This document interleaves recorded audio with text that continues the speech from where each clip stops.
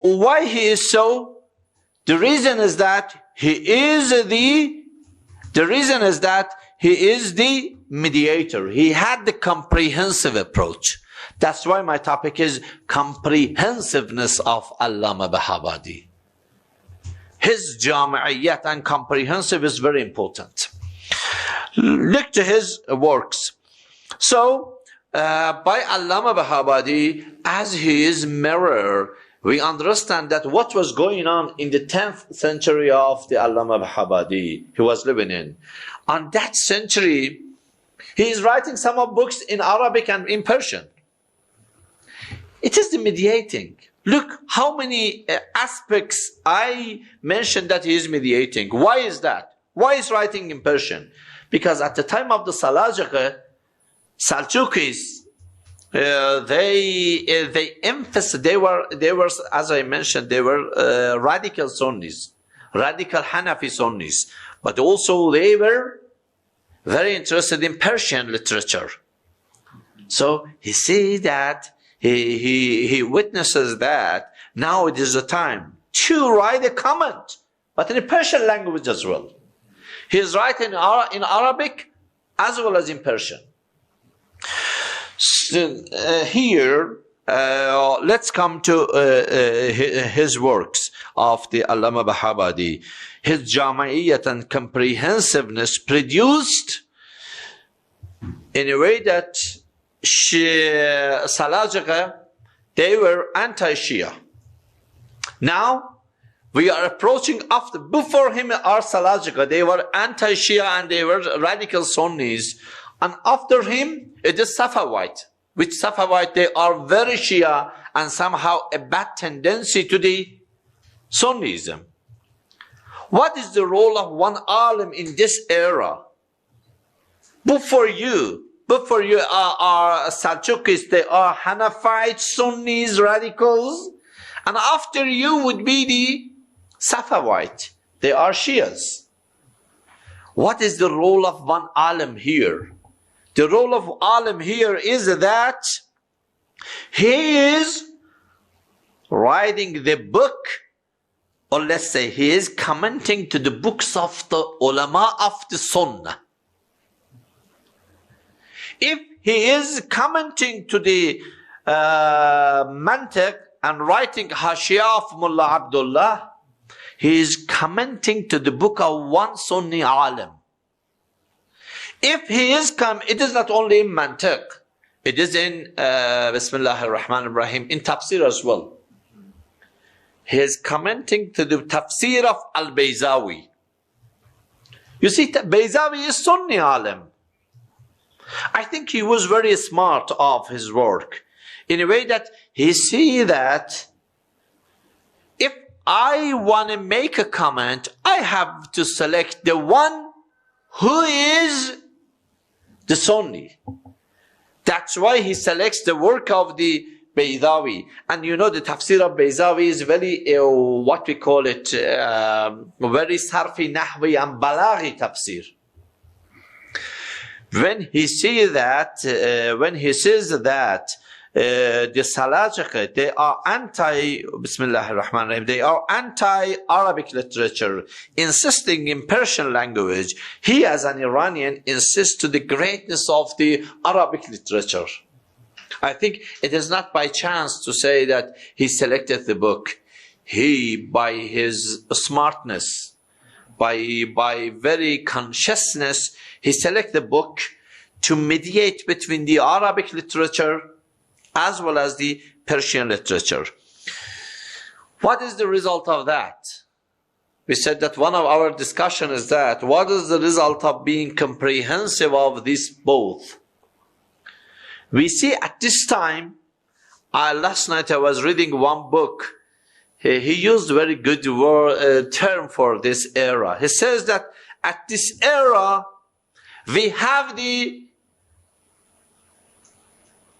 Sunni Shias or Shia Sunnis, in a way that some of the Sufis before this era, they had not good tendency to the Ahlul Bayt's teaching, At this time, we see that they have a kind of passion to the Ahlul Bayt teaching. In a way that after him, we have the Tariqat Sufi of Zahabiyya. You know, there's a Zahabiyya Tariqat Sufi is, we can call them a pure Sufis in a way that they are very close to the Ahlul Bayt's teaching. Why this group, why the Zahabi Sufi are produced in this era? Why is that we have some of the group in a way that Sunnis are being familiar to the Shiism? Why is that we have the Shia, they are being familiar to the Sunnism? Is the works of Allama Behabadi. We are in need of this approach, brothers and dear scholars. We see that if before the Allama Behabadi it was the Salajaqat era, in a way that they were anti-Shia, and after him we have the Safawites. They are a bit anti-Sunnis. Here we see that he is mediating between them. A kind of mediating, or let's say the reconciliation between these two different aspects. So he not only in his actually manner, but also in his works, he tries to select the books of the Sunni ulamas and to make a comment to their works. I don't know how many hours or minutes. So I have what? Many months. I think I can minimize it in 10 or 5 minutes. Is it okay? Okay. Okay. Whether if there is Q&A, we can appreciate their works as well. Here we see that the mediation between the Shia Sunnis, or as you said, the reconciliation between Shia and Sunnis, or the being as a bridge between the Salajaqite approach to the Safawite approach. Also, being a bridge of the friendship between Shia and Sunnis, in a way that in this era we see some of the Shia-Sunni friendship. I think it is the role of the Allama Behabadi, as well as making Shiite community familiar with the Sunni ones as well. I would like to add one more point. How is playing his own role of the mediating, as a mediator. Before him, we have the philosophy of Ishraq as a dominant philosophy on that era. You see in the 6th century or 9th century, the philosophy of Ishraq is the dominant philosophy at the Islamic world. But as I said, the year he passes away, Mullah Sadra is burning. And subhanallah, the very era he is passing away, the Yazdan Shiraz era, if we believe that Allama Behabadi is buried in this era is very close to each other. We see that one alim passes away, another one is being born, Mullah Sadra. We see that if the works of Mullah Sadra, as he called it, the Hikmah Muta'aliyah, transcendent philosophy or Theosophy, as Sayyid Hussein Nasr mentions that as a Theosophy, not a philosophy. By the way, this kind of Theosophy or philosophy is being produced by the Mullah Sadra. So question is that, what is the background of the Mullah Sadra regarding this combination of the reasoning and also relying to Quran and Hadith? Sayyid Hussein Nasr in his book mentions that there is no page or no portion in the books of the Mullah Sadra in a way that he refers to some of the verses of the Quran or Hadiths. Based on this understanding of Sayyid Hussein Nasr of the Mullah Sadra, so question is that, does it being born, this method was born suddenly by Mullah Sadra? Or it has a background, historical background? When we look to the, if we believe that it is not just by sudden, each science is a circle, it has a background. It is being promoted by one scholar. So here we see that one of the backgrounds of the Mullah Sadra is the works of the, let's say, Allama Behabadi. He did before. In a way that we see Allama Behabadi, before Mullah Sadra, he's combining between al-mantiq and al-qawaid fil fiqh. He's combining between the commenting to the Tajrid al-i'tiqad and also in his book of Durratul Ma'ani fi tafsir Surat Al-Hamd or Surat Al-Ikhlas. So we see that he's combining between Quran and philosophy. He's combining between al-fiqh and the logic.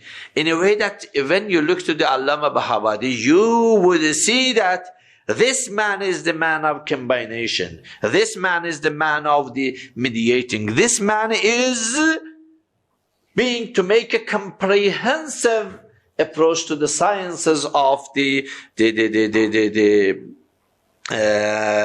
reasoning and also the text-based works as well. This method of being comprehensive, it is not only in the academic works of the Allama Behabadi, but also we see in his own manners as well.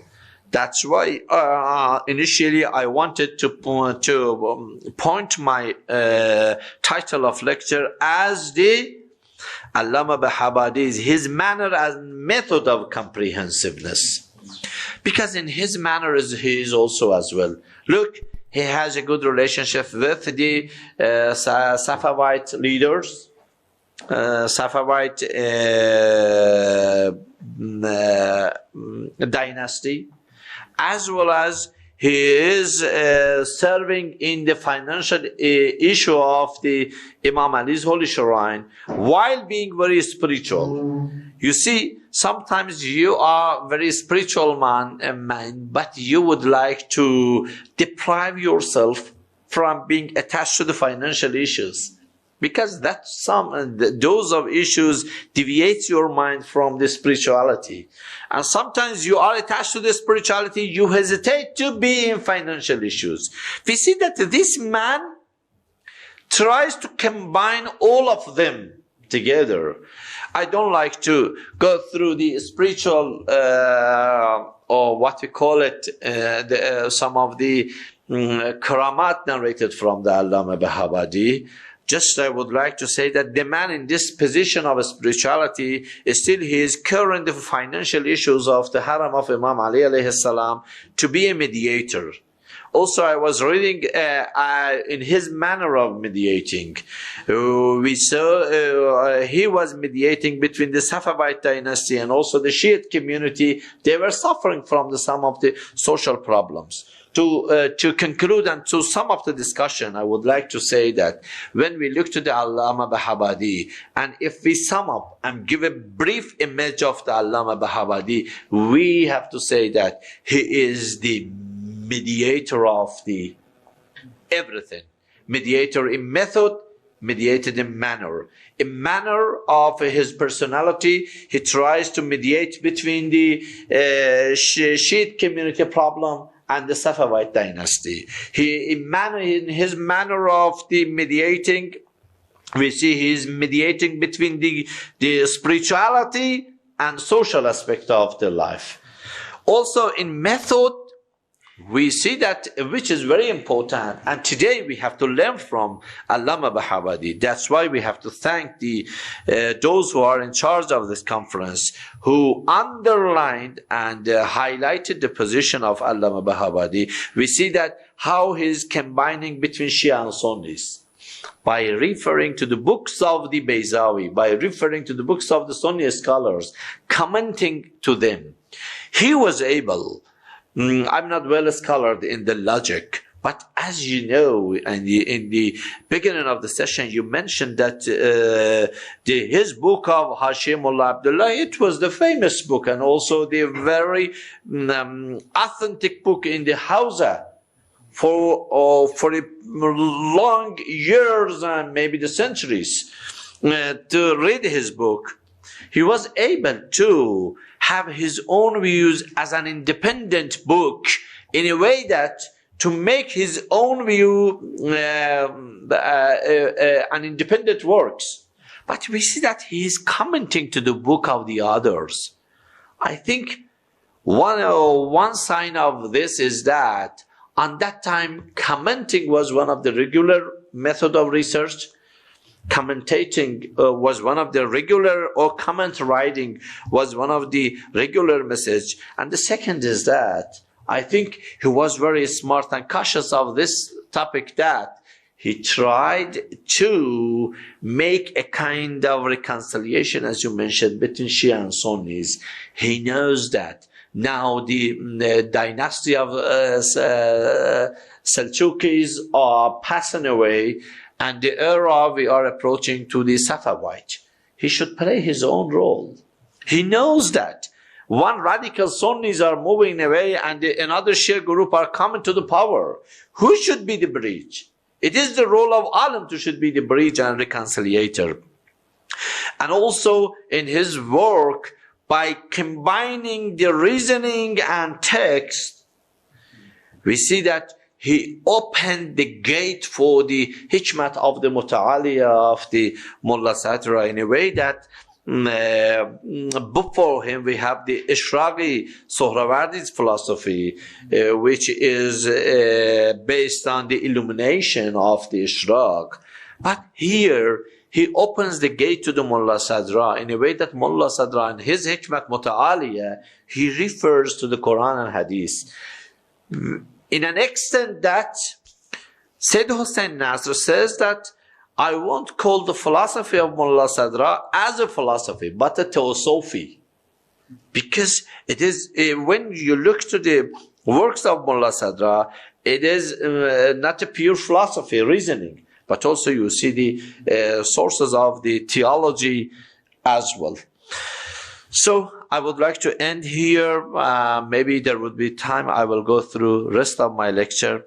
Thank you for the opportunity. And I would like to thank Dr. Abdipur, the chair of the Congress, for providing the opportunity to talk about the Allama Behabadi. And also you, the dear scholars, who